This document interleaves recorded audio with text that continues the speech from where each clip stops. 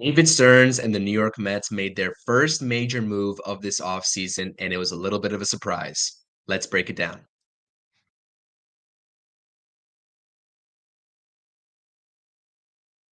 All right, Mets fans, welcome back to the channel. Welcome back to the True Mets Talk podcast. It's your boy CP. And obviously, in today's video, with the breaking news that we got last night, late last night, from Heyman, Passan, and everybody else in the baseball community, the New York Mets have signed Frankie Montas to a 2-year, $34 million deal with a player option for that second year. Before we break down this signing and what it means for the Mets rotation in 2025, please do hit that thumbs up button. Make sure to subscribe to the channel if you enjoyed this content on all of our streams, videos such as this one, and polls, and drop your thoughts and opinions down in the comment section below. And let's have a discussion about whether we, as the collective Mets fan base, like this signing or not. And I will say, my initial reaction to this signing as the news broke last night was not pleasant. It was not good.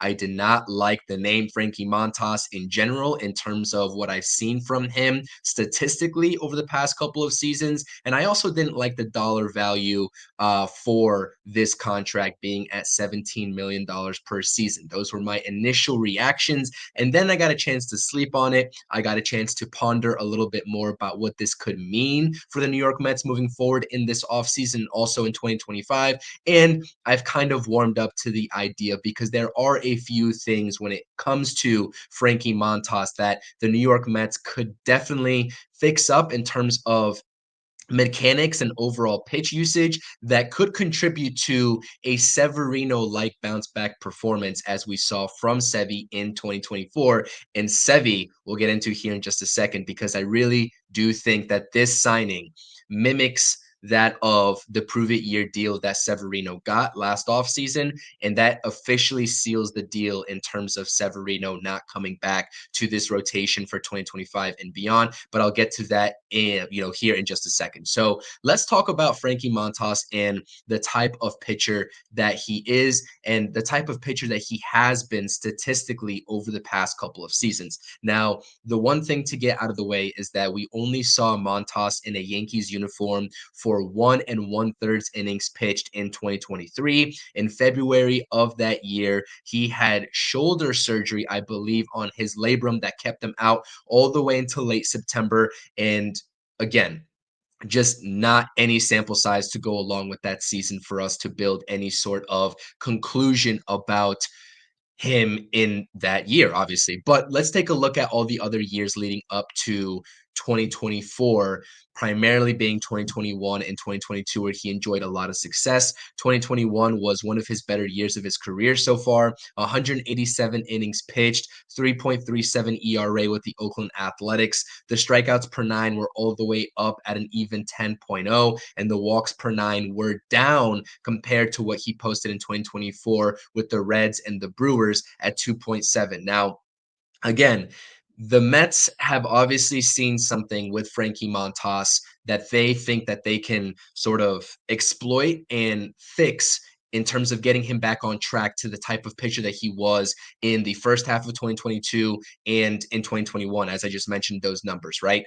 And I really still don't officially see it. I don't fully see it. I can see the vision slightly, but the Mets are going to have to convince me a little bit more of sort of striking gold the second time around or even the third time around, just as they did this past season with Manaea and Severino. But the one thing that I think they could definitely do is get the usage rate of his splitter up a little bit more, which is why I included the percentages here at the bottom of these two respective columns, and also the percentage you see in green at the bottom of his overall arsenal. Now, who is Montas the pitcher in his arsenal? He's got a four-seam fastball that's electric at 95 to 96 miles per hour.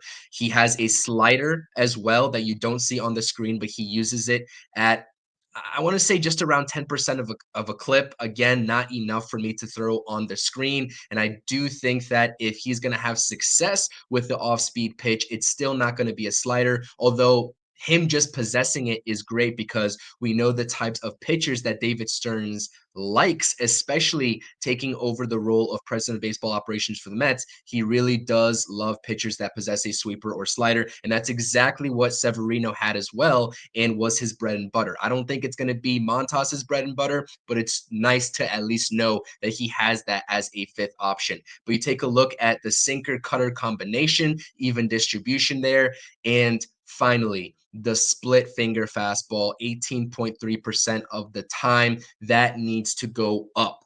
Because you look at the success he had in 2021 and the first part of 2022, before he got traded to the Yankees in that season, the splitter usage was up exponentially compared to just 18.3%. You see in 2021, 22.3%. In 2022, it was around 25.5%. And in 2025, I really do think we're going to see the splitter being used even more than a 25% clip because he has found a lot of success with that pitch. And I do think alongside his fastball, which has also been successful for him, he needs to continue to use that splitter. And I do think Jeremy Hefner is going to be sort of reinforcing that idea to him. But you look at the 2024 numbers for Frankie Montas. This is what's got every Mets fan worried, really. 150 innings pitched, just above that at 150 and two-thirds innings pitched, 4.84 ERA. The strikeouts per nine were below that 10.0 clip, still at a decent clip, 8.8 strikeouts per nine. And that really took off when he got into the Brewers organization because he was putting hitters away at a much higher clip in Milwaukee than he was in Cincinnati. So something in his game, whether it was mechanically or whether it was within his arsenal in terms of the distribution of pitches, the Brewers saw and were able to hone in on. And I really do think that the Mets are seeing that vision as well. Now, I don't know if David Stearns has been watching Montas all along. I don't know if one of those late season starts for Montas against the Mets as a Brewer kind of opened the eyes of this Mets front office. But again, they see something here. And, if there's going to be one guy in this league that has been able to tap into a lot of pitchers' successes and potentials, it has been David Stearns. So I will give him the benefit of the doubt. I think a lot of Mets fans should give him the benefit of the doubt, especially given what this organization was able to turn Mania and Severino into. So again, the one thing that we are looking out for, at least for me in 2025, is how he uses his splitter, because I really do think he is going to continue to use that as his bread and butter, more so than a sinker, more so than the cutter, and to go along as a nice complementary secondary pitch to his electric four-seam fastball. But what does this signing mean for the New York Mets in 2025? And what is to come for the rest of the offseason? Well, John Heyman, late last night, when he was kind of talking about this Montas signing for the Mets, he used these four words: bigger moves to come. Bigger moves to come for the New York Mets. And I also said this in my community tab poll last night when I was gauging the sort of collective thought process of this Mets fan base, especially from you all as subscribers of this channel, if we like the signing or not initially.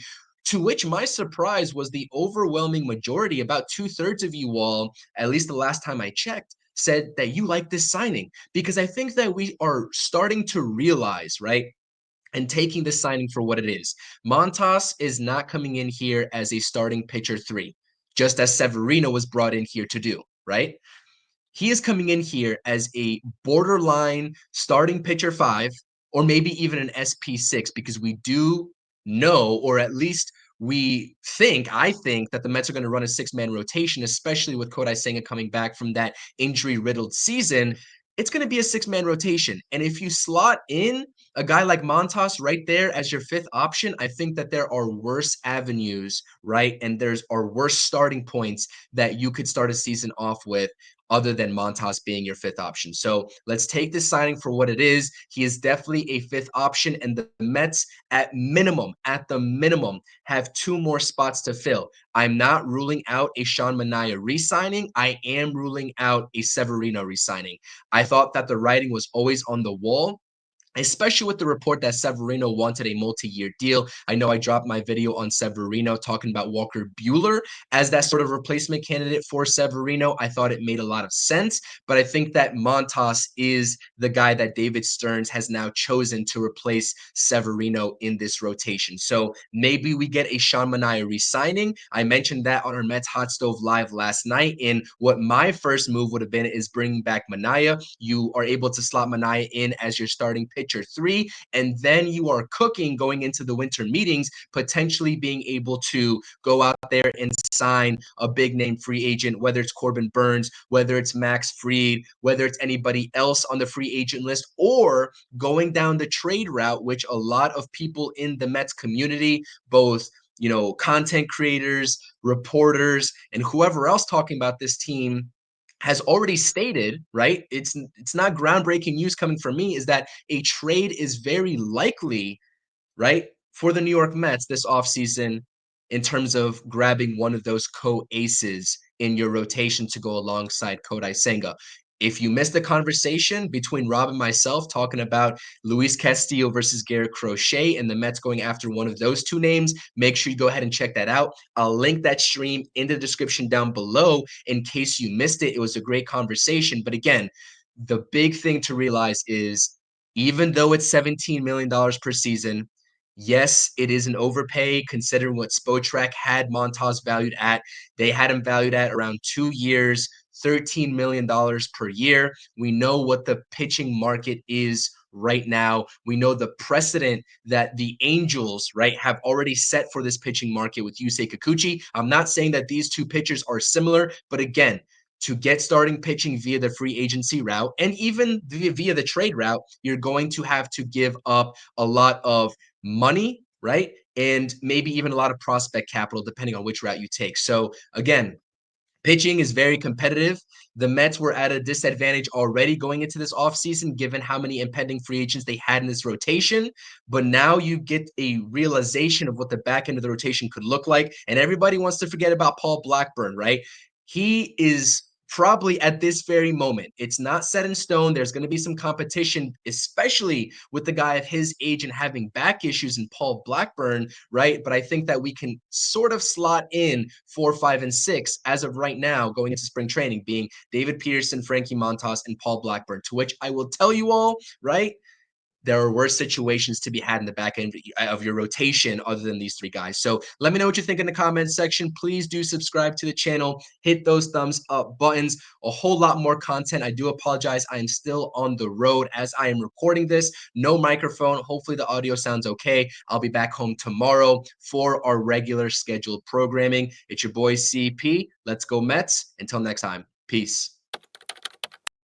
Thank you for watching the True Mets Talk podcast. Make sure you're tapping on that notifications button and checking out all the latest content on the channel. Thank you.